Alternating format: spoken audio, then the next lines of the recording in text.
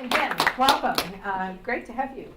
Well, what we teach our main students, I guess, is that the way to be an entrepreneur is to figure out a job that needs to be done and do it. With Tech Cocktail, it sounds like you found a job doing something for entrepreneurs. Tell us how you traveled that trajectory, how you got there. How I got to Well, and why. Okay, so a little backstory here. As Amy said, I worked at AOL for many years, and that's where I met my co-founder, Frank Gruber. Frank was doing something very interesting, just as a hobby. So he was bringing together startups and larger companies and putting them in a room together and throwing in some cocktails, seeing what would happen. And with a very serious mission, though, which was that large companies, for the most part, had no idea what was going on around them in terms of startups. Startups in most cities are pretty invisible. They're people who are working from their basements or living rooms or wherever, whenever they can. So he was doing it just as a hobby. He was blogging about startups and had a day job. And I saw that. I was at AOL, and we started supporting Tech Cocktail, and we actually hired him. I felt like this is something that could be much, much bigger. And so I told him, if you're ever really interested in getting serious about this, I will help you turn this into a proper company, something that makes money.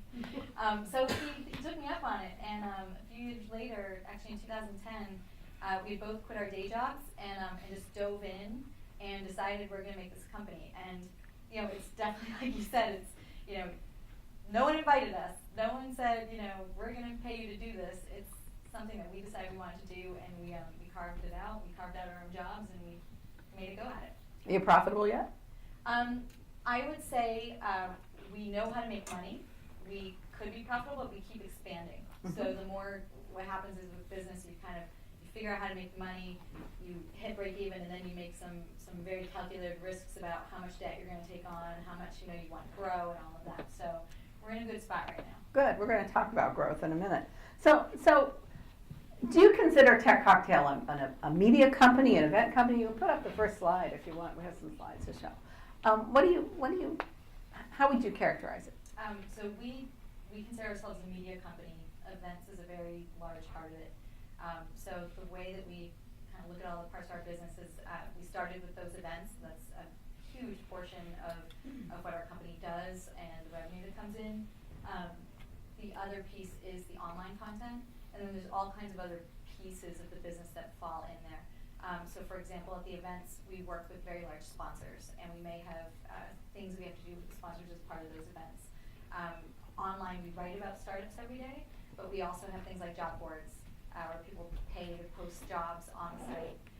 We have things like affiliate sales, where we might work with another company that is selling something, and we get paid every time something sells. So there's lots of different pieces to the business. Very cool. Very cool how you're monetizing it.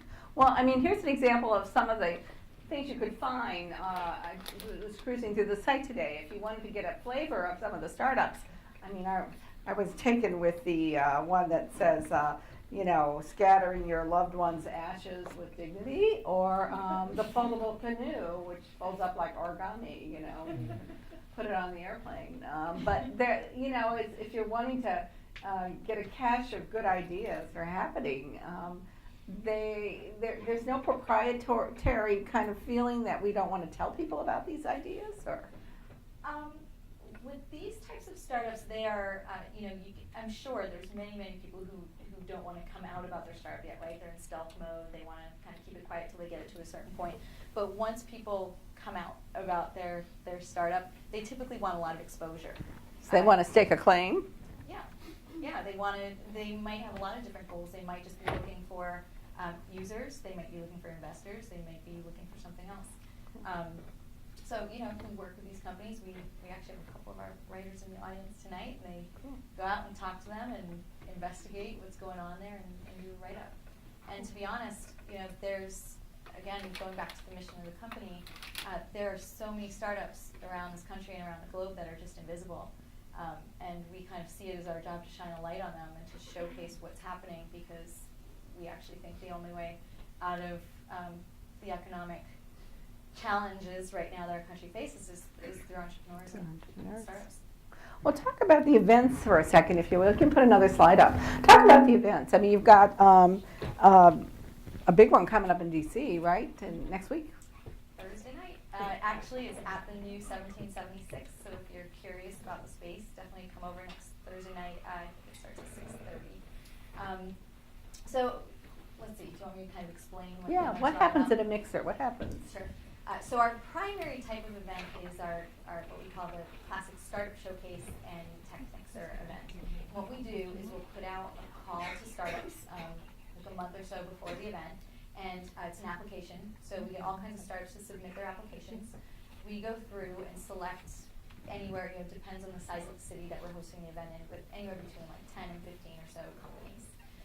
Those companies are invited to have a very, very small table at the event where they literally kind of create their booth. Typically, it's their computer, monitor, maybe some swag that they're giving out, maybe a banner. And basically, people come in throughout the evening. They go around and check out all the startups. We usually have some sponsors in the room as well. We've started introducing some new elements, like we have each startup founder come up on the stage for a minute to give their pitch. We're doing some live polling. So we do some polls online ahead of time, then we do some live polling in the room and vote for the crowd's favorites. Cool. We've actually given away some pretty cool prizes. American Airlines has come on. They've started giving out some free flights to the winning startups. Oh, wow. Wow. Now, so however many you invite, say it's a dozen or more, how many do you turn down? It totally depends on the market and the season. Okay. It's kind of funny. There have been times that you'll get 100 startups who apply, and there are times that you'll get maybe like 20, 25 startups to apply. Sometimes it has to do with what's going on with some of the local. If you're in a place where there's accelerator programs and they've been coming out of their classes, seasonality, what's going on. They're in the raring to market. go, right. Yeah. They're raring to go. Well, talk about a little bit. You now list some 42 cities at least that you're doing stuff in, and it goes everywhere from Bangalore to Beijing to Barcelona. I mean, you're really all over the place internationally. But nationally, you're also in the hinterlands, which I find extremely interesting. I mean, you're in Boise, you're in Champaign-Urbana, you're in Ann Arbor, Kansas City, Durham, North Carolina. I mean, when we think of startups, I mean, we think of Silicon Valley and Austin and Boston. Tell us what's happening in these cities in the middle of the country. What's going on? It's amazing. So maybe I should just kind of step into one of these cities. So, for example, Champaign, we've actually been doing events in Champaign for a few years. Champaign is a hotbed. It's fascinating because there's a university. There's actually a lot of large companies have some of their data centers there. So like the Yahoos of the world have large data centers. So we get to bring in a lot of folks from those companies, and then bring in a lot of students, grad students, and just people who have stayed around because they're inventing things and be part of the event. It's definitely a smaller, different type of feeling. Different cities have a different type of feel to their events. In some place like New York or San Francisco can feel very sophisticated. People might have a lot of marketing materials. They kind of know how to get their product out there. They know how to pitch it, market it. Real slick. In a place like Champaign, it can be very, very different. You might have a couple students with just a simple laptop, and they're not even sure how to pitch it to people, which is actually one of the reasons we're there, right? It's a great opportunity for people to start practicing and pitching and seeing how people respond to their idea. Wow. But it's great because in places like you mentioned Boise, I love going to Boise. I actually like Boise too. Yeah, and it's a great place. Unlike some cities where you have a little bit more density, people are very spread out. They don't have as many opportunities to come together. So when you create that opportunity and everyone gets in a room, the energy is just palpable. It's so incredible. People get really excited. They stay really late. They're psyched to be there. Versus in some other places, people see it a little bit more like, this is work. I'm here to network. I'm here to get things done. So you can get a lot of different flavors. Is there money in Boise and in Champaign? I mean, is there venture capital money, or There's people some. bootstrap totally? There's definitely some, but I would also say that in most of those, in a lot of the smaller cities, you also, how do I put this? A lot of entrepreneurs are just less, they're less informed about their options. So a lot of the people who come to an event and showcase might not even quite understand what an angel investor is or what VC is. They don't know what an accelerator program is. They don't understand all the resources available, and a lot of times they're coming because they want to know and are hungry for that information. So it's your job to teach them then. You're really Yeah. doing an educational role here as well. We're trying. So talk to us about DC. What's happening in DC trend-wise? What's the flavor like in DC compared to the bigger centers of entrepreneurship? How would you characterize it? So DC is extremely vibrant. It's amazing because everywhere you look, there actually are startups, and the entire region, they're everywhere. It's fascinating because you see people come out of, whether it's government contracting or some of the larger companies that maybe have had layoffs over the years, coming out of the nonprofit industry. You have some really interesting, educated people who are just either, maybe they had some time on their hands, maybe they're just frustrated with what they were doing, or they just had an idea. There's so much knowledge. There's so much savviness here. So I think it's an extremely vibrant community with so much potential. I think every community feels like they have a lot of unique problems, and if we were only Silicon Valley, we would have Right. more investment or more talent or whatever.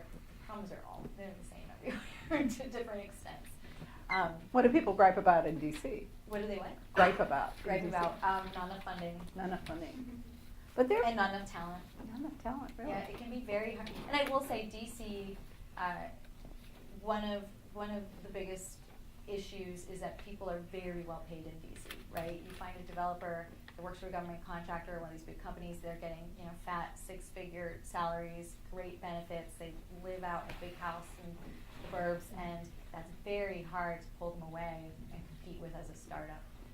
So that is a challenge versus in some other cities you might, it's a little Hungrier easier. developers. Yeah. Hungrier developers. Yeah. But at the same time, can people sort of bootstrap their own ideas? I mean, they have a little kitty of play money and Exactly. and do some of it. And there have been a lot of people who've been able to do that. They've been fortunate. They've, or potentially they had some runway from a package they took when they got laid off, or they have a great network. I mean, DC is full of very well networked people. If you're looking for seed money to start with, so seed money meaning just maybe, under 100,000, maybe even a couple 100,000, it's out there. And that can be a lot easier to find here than a lot of other communities. It's much harder in Boise.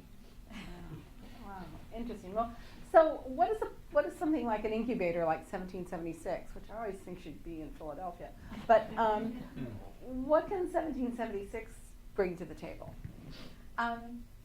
So there's all different types of accelerator and incubator programs, and 1776 is developing their own flavor of it. I think these programs are extremely valuable because most people who come into entrepreneurship don't necessarily know what they're doing, or they might know some aspect, but they're missing a lot of pieces, and there's a lot of pieces that they could learn from mentors. So an incubator like 1776 can be extremely helpful for bringing in the mentorship, right? Bringing in people who really can help guide them different steps of the way, bring in a community of people. So it's not just an incubator in terms of guiding people, but it's a co-working space where there are going to be a lot of like-minded people working on different types of projects, and those people really form a community and can help each other. Now, how does it work? Do you pay to be located there? Do you get invited and get a scholarship to be there? Tell us how it works. So, and these programs are all very different from each other. So for the most part, typically as the co-working space, you would pay to be there. The incubator or accelerator piece of it typically involves an application process. You would apply. If you're accepted, then you get a small amount of money to go through a program. And in exchange for that money, the accelerator or incubator will take a small percentage of your company. So anywhere maybe from like 6 to 12%, something like that. It can also depend on the amount of money you get can depend on the number of founders you have. There's different factors. So 1776 is kind of looking at their own flavor of being an incubator, focused on companies or startups that are looking at very specific types of national problems like healthcare and immigration and security and those types of things. You can find accelerator programs all around the country that are focused on very different types of different ventures. Those topics make sense for Washington. Exactly, and that's what Evan Burfield and Donna Harris, founders of 1776, are acutely aware of what DC has to offer, and they very much believe that a city should look at what are its strengths, to really help startups, and so that's exactly what they're doing. Well, as long as we're talking about accelerators, I mean, one of the things you've done recently is move into research on the whole accelerator landscape. And actually, we could put up another slide. Tell us a little bit about it. This is in partnership with Northwestern, the Kellogg School of Management. Tell us where you got the idea, what you did, and let's bring two more in. There we go. Stop there. There you go. Okay. So, let's see, 2011, we were sitting down with this guy, Aziz Galani. He's a VC at DFJ Mercury in Texas, and we were talking about how accelerators were just picking up steam. They were, popping up all over the country. And how can you figure out like which ones are worth going to? Like universities, there's so much information out there, right? You can go to their websites. Can you still write her a package? Get the big packages in the mail. Mm-hmm. Yeah, there's so much information out there, and of course there's alumni and all that. Accelerator programs, you're applying, you're potentially giving up a percentage of your company to go through this program. How can you know if it's worthwhile? So we decided to pull this project together and, as you mentioned, work with some researchers at Northwestern and really dive in to do a report around and a ranking around accelerator programs. So we actually created a whole long list of first, the criteria, what constitutes an accelerator, and try to make sure we were comparing apples to apples because there are so many different types of programs. And then we started talking to graduates of the program, looking at the data, so how many of the companies coming out of these programs are getting funded, talking to the investors who were working with a lot of the graduates of these programs. So we had all these different criteria and eventually came up with our ranking. So in 2011, we put out the first ranking. I think 2011 it was like a top 10, and then last year we actually did the top 15. And it was really interesting to see how the players moved around quite a bit. Interesting. Yeah. Anybody disputing your rankings? Yes. Really? So already you're validated, right? So actually, it was the first year within 5 minutes of publishing it. We had Paul Graham, the founder of Y Combinator, calling us. And let's just say the first year of this, Y Combinator came in second. Instead of many people would say, well, Y Combinator should be first. Tell people where Y Combinator is based. They're based in the Valley, so they're in San Francisco Bay Area. And Paul Graham, brilliant, founded the program, has also been very out there saying, to be a startup, to really achieve success, you need to be in the Valley, and you should be here. Techstars, which Boulder? 2 years ago, we ranked number 1. Actually, they started in Boulder, then they started rolling out programs all over, like in New York and Seattle and just all over the country. And they were very much of the attitude of, no, you don't have to be in the Valley. Now, some of the factors having to do with the ranking was actually because Y Combinator was very closed with their data. So there wasn't a lot to go on. We had reached out, and they just weren't willing to put it out there yet. It's like the best colleges in the United States. Now you have to give up your data, huh? Oh, Yeah. Interesting. Yeah, and so there were many other. I would say pretty much all the other programs are very open with sharing their information. So in year 2, we were much. It was much easier to get more of the data. So Y Combinator did come in first. But yeah, the first year it was quite a debate. Interesting. So you've put out a guide. You can pop up the next slide. How to choose. I mean, what would you tell people here? What to look for? What to ask? How to sort through it all. So there's a few key factors in my mind. One is location. To be, just to be completely realistic, you have to understand if you can move somewhere for whatever, however long the program is, if it's an 8 or 12-week program. 'Cause you have to relocate, you have to be there. Can you take that time and move to, whether it's New York or San Francisco or Seattle or wherever that program is? Or do you want to focus locally and find programs that are local to you? So that's, unfortunately a reality we all have to face, so that's, definitely something to look at. I happen to think one of the most important elements of all of these programs is their mentor network and their graduate network, so just like a university, Mhm. right? So really spend time looking at who are the mentors. They all brag about their mentors, so go through and look at those people and think about, do you think they would be helpful to you? And the graduates of the program. So they usually all have long lists of the startups that have gone through their programs. Where are they now? It's important to look at. Dead or alive? Yeah. There's another element that is, I think, swayed a lot of people now, which is some of these programs, and this started, I believe, with either Y Combinator or Techstars, probably Y Combinator. Some investors decided, you know what, we're just going to give every graduate of the program $150,000 in funding. So you'd make it through the program and you'd walk out and you had a guaranteed amount of money that you could start to build your company with. And so then a lot of other accelerators started getting in the same game. So that's definitely something to look at. I would not base your decision on that, personally. Mm-hmm. That's fascinating. Are there some accelerators that are better for women entrepreneurs than others?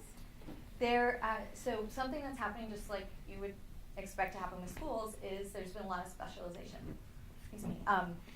So now you see accelerators that might be focused on mobile or clean energy or media. It's running the gamut. They're popping up every single day, and you're definitely seeing some accelerators that are focused on women. So actually, there's a women's mobile accelerator program. Is it WIM? Is it women? Women in mobile? So anyway, it would be in this report. Mm-hmm. Mm-hmm. But yes, you are seeing, or Springboard is actually, they're a little different. It's a different type of accelerator program. They're based here locally in Northern Virginia. Their program, you actually pay to go through their program, but they really focus on helping you get the introductions you need and get you ready to go out and get funded. So they're actually a really great program locally. Great. Well, and feel free to interrupt with questions if you have any questions about accelerators, because I'm going to also move on to some other areas. So you have, tell us a little bit about Baltimore. I mean, in DC you have a mixer, in Baltimore you have a throwdown. What does that mean? And it's coming up soon, I know, but how does that? Oh, it's still a mixer. It's still a mixer. Still a Okay. mixer. Again, like Baltimore is smaller. When we put out a call for applications, it's always going to be a little bit more limited in terms of like the number of startups you're getting, but no less enthusiastic. And there's some really great things happening. There's a new group called Betamore. So Greg Cangelosi, who was a local entrepreneur in Baltimore, who started a newsletter service called Blue Sky Factory. It was sold, I believe, last year or the year before. So he and a couple other guys got together and started a group called Betamore, co-working facility, working with startups, offering a lot of different classes and events and programs. So we're working closely with them, and we're doing a few startup showcases a year in Baltimore, and interesting trends there. Less government oriented, less Yeah. cyber oriented, less. Yep. I But we was- are seeing some like trends in education. Yeah. Startups coming out of there. Interesting. I was looking at the throwdown list. Parking Panda, an online marketplace for parking. Book your parking online. Rent out your space to earn extra cash. I mean, okay. Or e-notebook allows you to take notes on a PowerPoint or PDF file. I'm like, I could see that be a job to be done, something that would that would need to be would be useful. So you are part of Digital Capital Week in DC. What is that like? What goes on there? I mean, more networking, more. Yeah. So as many of you know, right now is Social Media Week, right? It's full of community-led events. Anyone can start an event, put it up on the calendar, and then Social Media Week actually, the core group behind it produced a few events. So DC Week, as we like to call it for short, is very similar. So a few years ago, Tech Cocktail and our partners at iStrategy Labs, they're a great little agency downtown. I shouldn't say little anymore because they are bursting at the seams, growing. But we got together and decided it was time that DC have some type of festival really focused on digital. That word even sounds outdated now. It does now. It does. Focused on technology. So we started it in, what was it, 2010? Wow. Yeah, and so we just had our 3rd year. And it's already an institution. Oh, well, thank you. I mean, it's still so much work. It's hard. But yeah, we had around 10,000 people across, it was a week long, we had around 10,000 people participate in some type of event throughout the week. We had a full day conference, some big parties, we did some big keynote talks at the Warner Theater downtown, and we had probably over 100 different events that various people throughout the city threw. So interesting. Well, now, Austin is known for South by Southwest, and you're going to have a big presence there in a couple of weeks. Tell us a little bit about that. Sure. So does everyone know what South by Southwest is? And tell them. Some shakes. Okay. Anybody going? I'm going. So every year in March, there's an event. I don't even know what year it started. Maybe in the 80s or something. Yeah. There's a big event called South by Southwest. It started as I think, music and film festival many, many years ago. And then they brought in an interactive component, so South by Southwest Interactive. And it's really interesting. We were just meeting with the guy from South by, who many of us affectionately call it South by for short.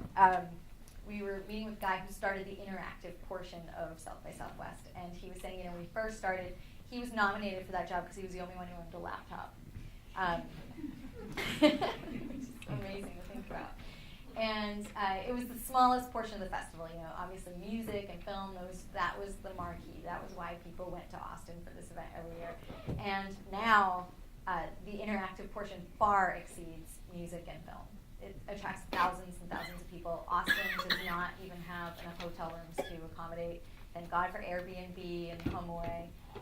Many people in Austin, I think, probably make half their annual salary on renting out their homes this time of year. So anyway, it's about a 4 or 5 day event for the interactive world, and it's hundreds of talks, panels and speakers at their Austin Convention Center, and now leading out of the convention center into the Hilton Hotel and different venues, and tons of different events. So throughout the days and nights, we see all different types of companies throwing parties.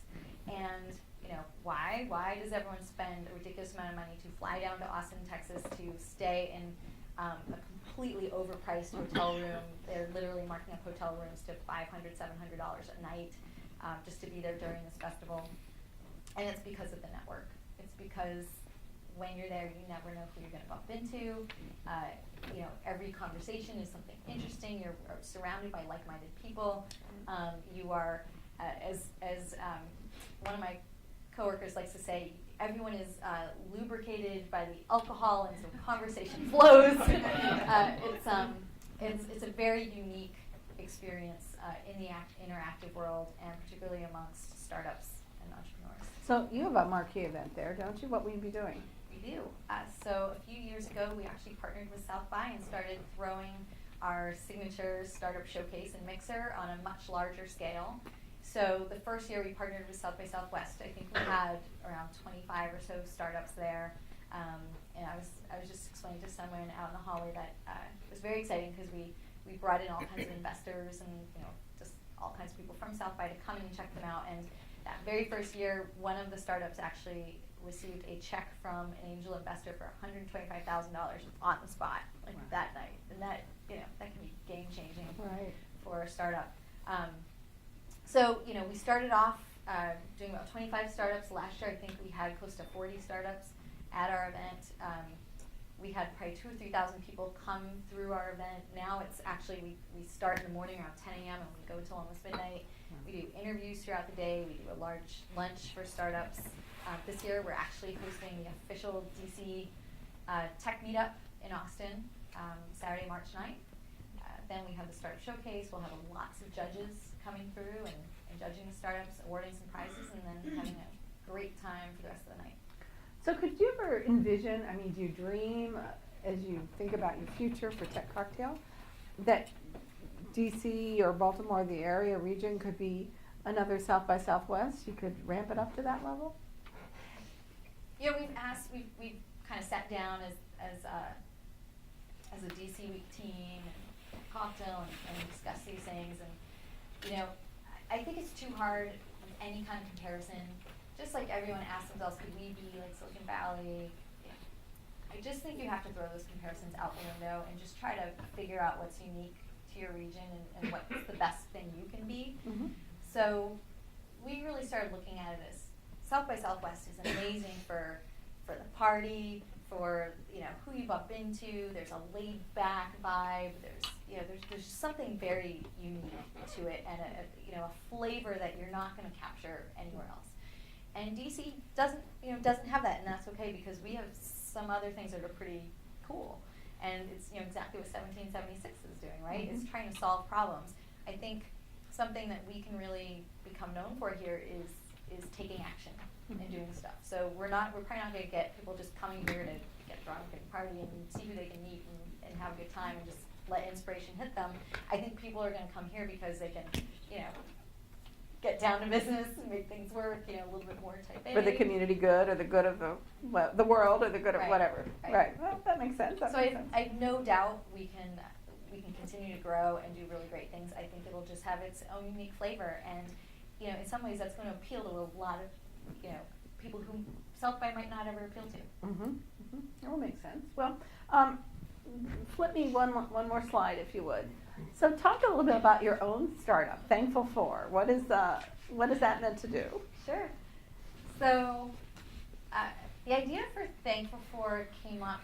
I just left a very long career at AOL, and I was taking some time off, and I was going through an intensely creative period, and I had always kept a gratitude journal, just kept it in my drawer, and What does that mean, gratitude journal? gratitude journal. Okay, and so some of you Oprah followers may know a little bit more about this, but there's actually like this whole industry around gratitude, and there's science around it too, and all kinds of studies around if people who actually take time to write down or at least consciously think about a few things that they're grateful for every day, that it can actually shift your state of well-being.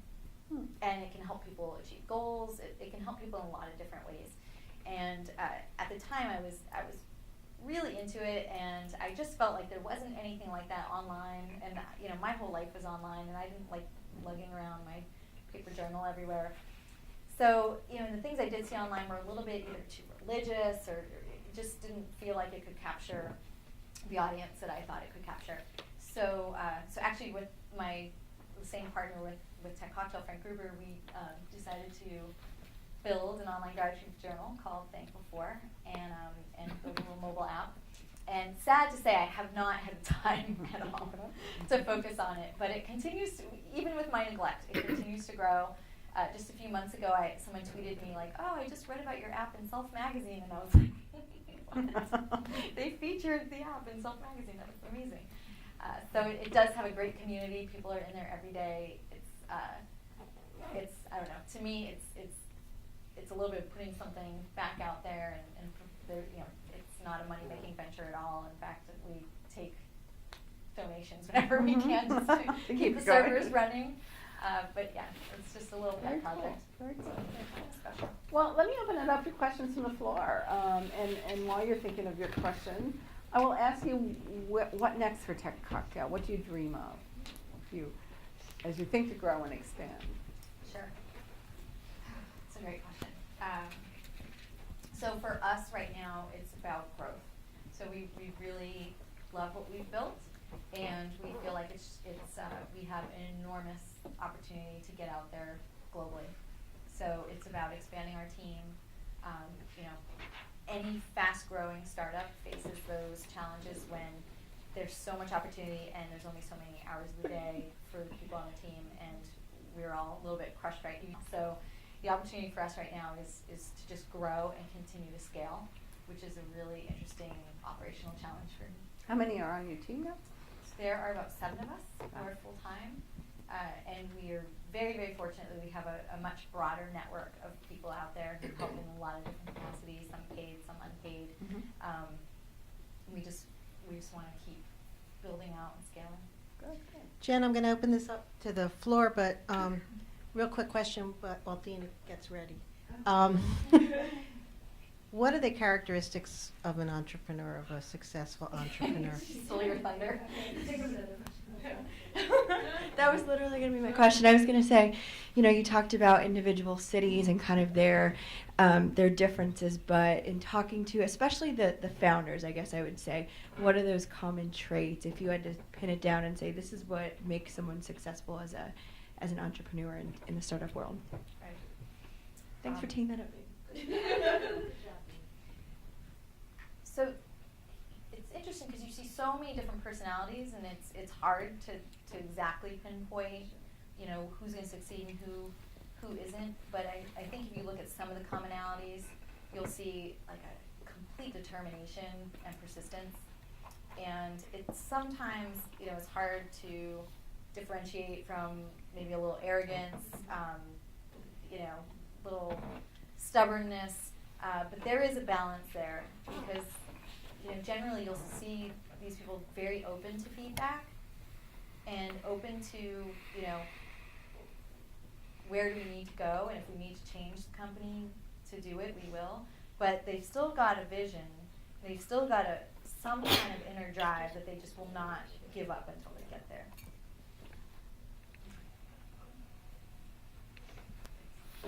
Hi.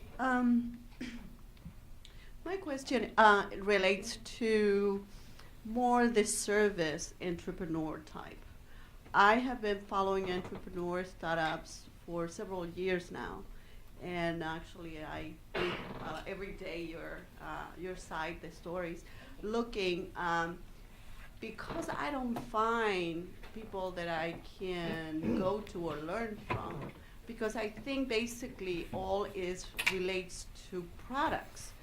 And I've been looking and wondering, what will be your advice for someone like myself that also wants to make the transition from federal government into entrepreneurship and carry all that experience on service and package and put it out there? I know there is a lot of need for it.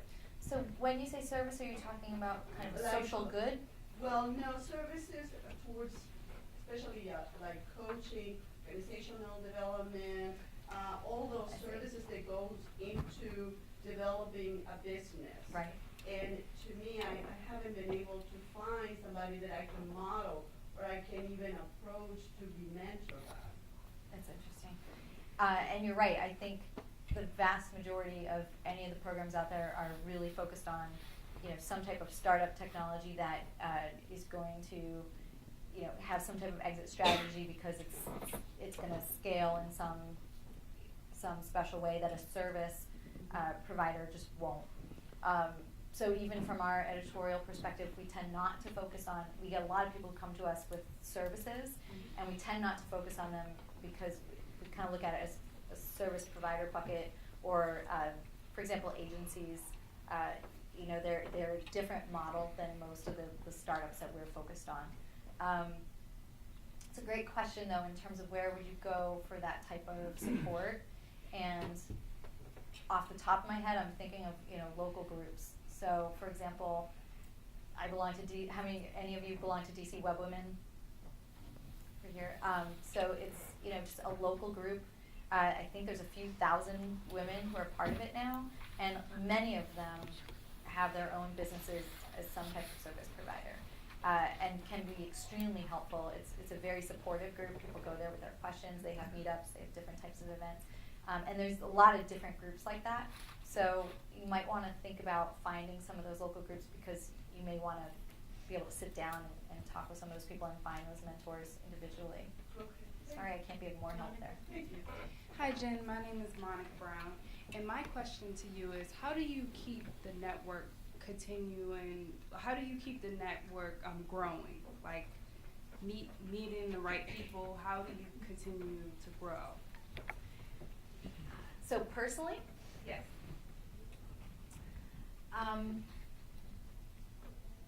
Part of it is, this might sound a little weird, but part of it is constantly pushing yourself beyond your comfort zone. So if I constantly go to the same types of things and hang out with the same group of people, I won't necessarily meet people who are going to help me get to another level. And it's something that we don't often talk about, but sometimes you have to step back and think about who do you want to meet. You know, it doesn't have to be left up to chance. It's not just about going to an event and meeting whoever you bump into. So I would say over the past few years, I have gotten a little bit more strategic and calculated about who are some of the people in life that I want to meet, and what would I do if I actually met them. Because it's amazing when you do, and that opportunity arises and you're like, nice to meet you. You know, what would you do? How can you prepare yourself for those situations? And for, you know, some people would call that opportunity knocking. Are you ready to answer the door? So, you know, being a little bit calculated, being a little bit strategic about who you want to meet, thinking about where might those opportunities be. How can you push yourself beyond your comfort zone to maybe go to some events where you might meet some of those people? Make an effort to go to an event, don't sit with the same crowd you might sit with. Take a chance, go up to people. I'm kind of notorious for literally walking into some place and just walking up to someone and being like, "Hi, I'm Jen. Who are you?" And you know, you feel like a kindergartner. You know, like you just want to ask them if they want to share crayons. But you know, that being friendly, putting yourself out there, being vulnerable, taking a risk. You got to do it. I'm Jesse, part of the MAME program. So you're in the business of helping startups or helping entrepreneurs. My question is, who is your competition in doing so? Do you view other like incubators as your main competition, or what else is out there? You just Right. Yeah. So we consider ourselves a media company. So any funny, we just had a team meeting, and a couple of the members of our team were saying, who are our competitors and how should we look at this? And it is so broad, because it can be anyone who's potentially throwing events, right, who are attracting entrepreneurs.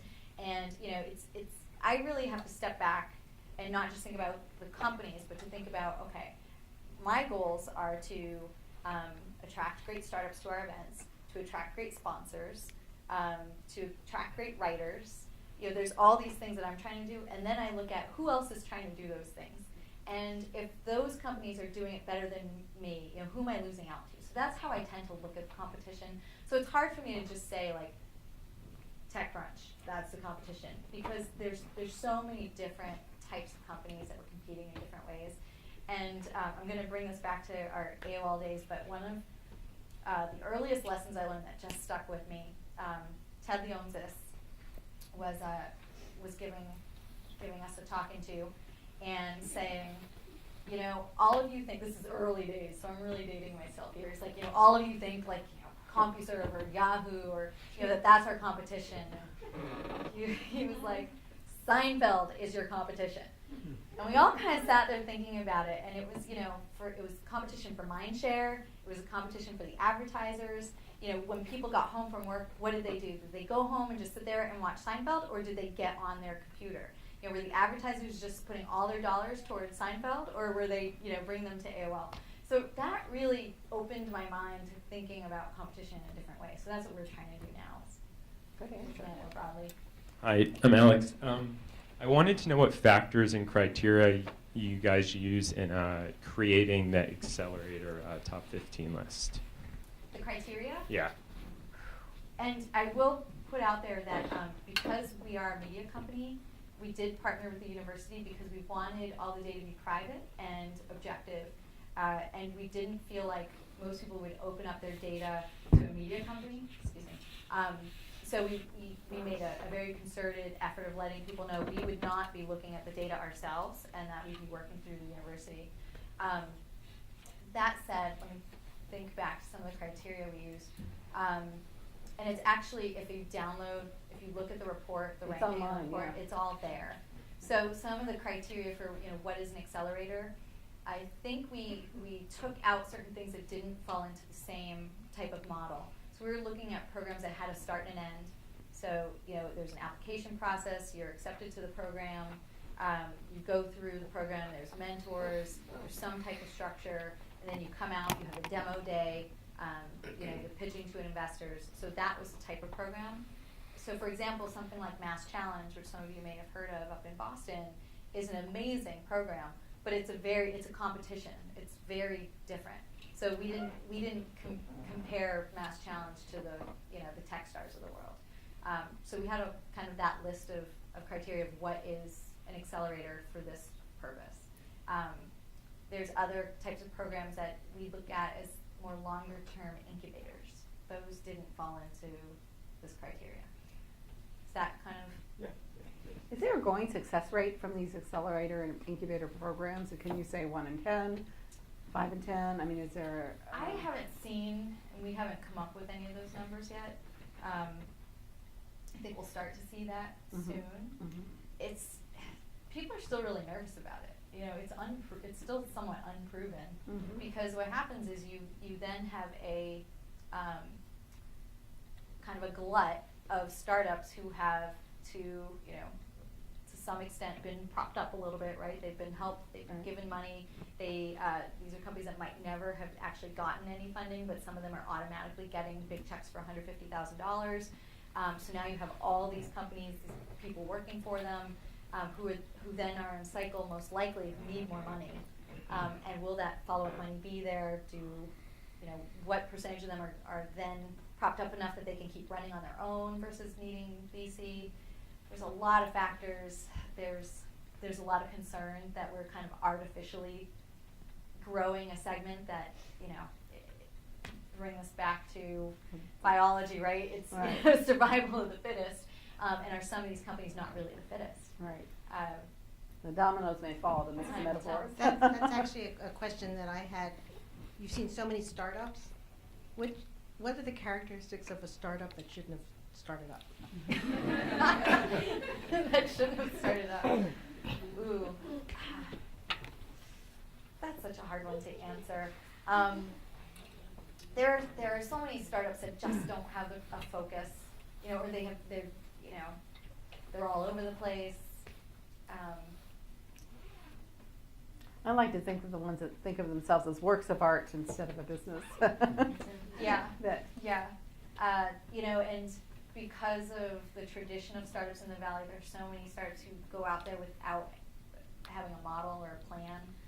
They just think if I build something cool, it'll happen. There's still a lot of that. Fortunately, actually, in a lot of other markets like DC or Boston or smaller markets, you see less of that because people don't have that runway. They kind of know if I don't figure out a way to make money, I won't be able to do this. I'm Janet.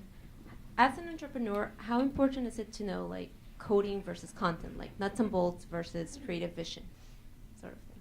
So as a founder, so there are many, many founders out there who know nothing about code. So that's the first thing.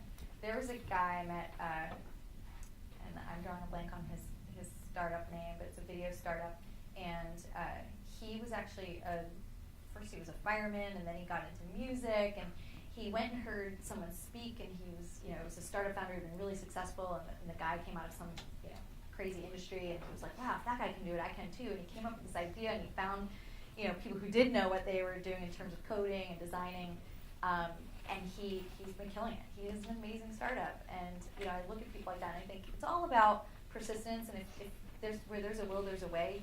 If you're smart and you can network and find the right people to work with, you can get it done.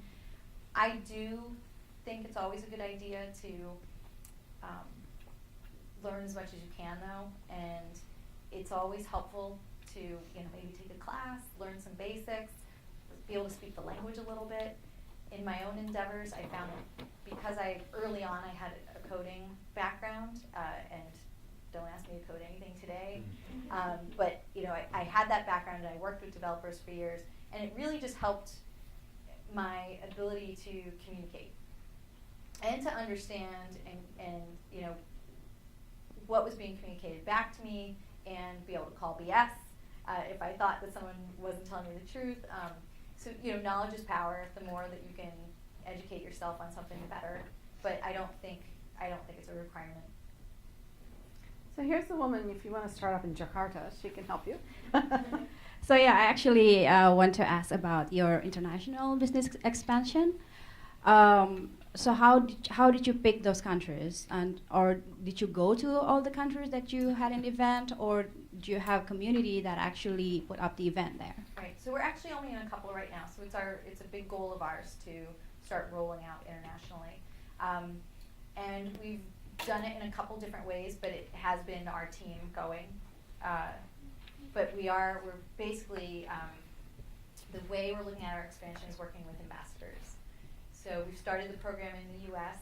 where, for example, we have a Boise ambassador and we have a Champaign ambassador. So we have these local people on the ground who really help us with just the on-the-ground logistics. So finding a great venue and helping us understand what are all the interesting groups in the area, and helping with introductions and things like that. So the ambassador program, as we call it, is a very big piece of that. I will say, because going into a new country with an event is an expensive endeavor, a big piece of it is also going to be finding the right companies to partner with. We have time for like one or two more questions. Yeah, one or two. I know Mindy's got the mic. And, It's working. But I never know how to work it, so. That's it. Hi, I'm Mindy Fetterman from USA Today, and we're big fans of you and your company. So tell me, what is the next big thing? And what's the most interesting startup that you've seen lately? Everyone asks that question, the next big thing, and if I Yeah. knew it, I would be building it. I was gonna say, besides your company, what's the next big thing? Right now I'm a little bit obsessed with MakerBot, and so just to back up a little bit, one of the things Tech Cocktail's been doing that's new for us is we actually did partner with Tony Hsieh. He's the CEO of Zappos, and he has a very big project called the Downtown Project in Las Vegas, revitalizing the old downtown part of Las Vegas, like Fremont Street, where the Golden Nugget and the El Cortez, all those early hotels are, which Nevada was one of the hardest hit, if not the hardest hit state in the country during the recession.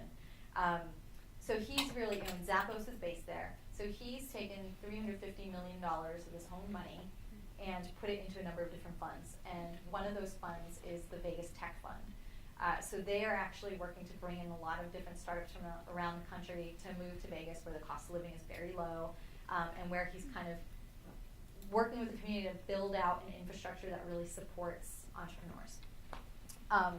So one of the things we're doing as this partnership with him is hosting an event every month called Tech Cocktail Week.